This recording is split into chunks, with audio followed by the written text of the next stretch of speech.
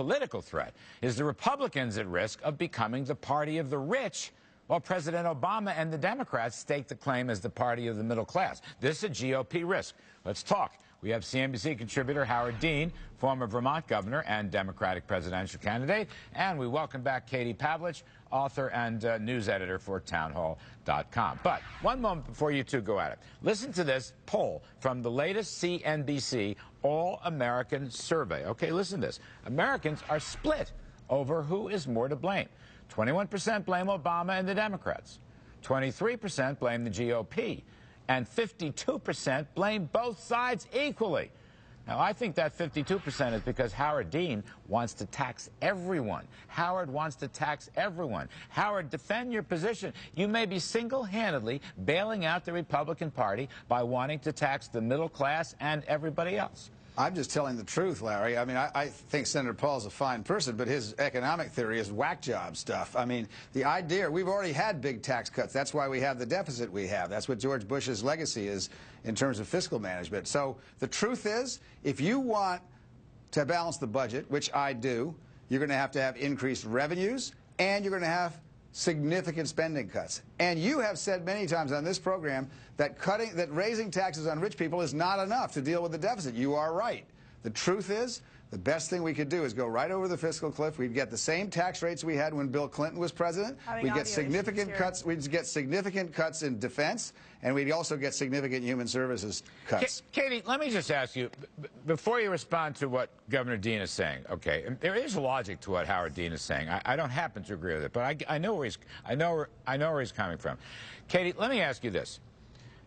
Oh, Katie can't hear me. All right, so we'll wait for her to get back hooked in.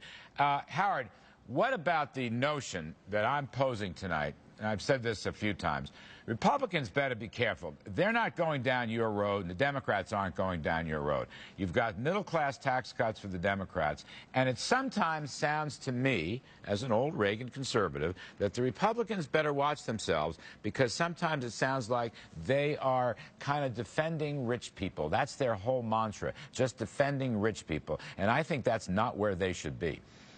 I would agree. If I were politically advising the Republicans, which I'm certainly not, I think Tom Coles was right from Oklahoma. I think they ought to get out of the way. In fact, unfortunately, there wouldn't be as much deficit reduction, which is what I care about. But if they were smart politically, they would get out of the way and they would just let the top 2% pay what they paid when Bill Clinton was president. The problem is it's not going to do a lot to solve the deficit. And right. I think the problem here is not politics. The problem is the deficit. So I know I've gotten a lot to mail from both the right and the left. No, you're being honest. I think I'm saying on Twitter. You're being honest. The fact of the matter is we got to balance the budget, and we've been in an economic recovery for 3 years. We're not where we ought to be.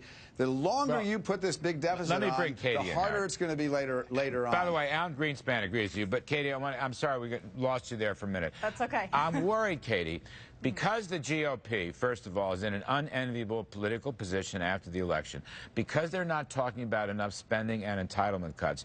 What you kind of hear, Katie, is defending tax cuts for the rich. In other words, the GOP is becoming the party of rich people, and that's not where they ought to be.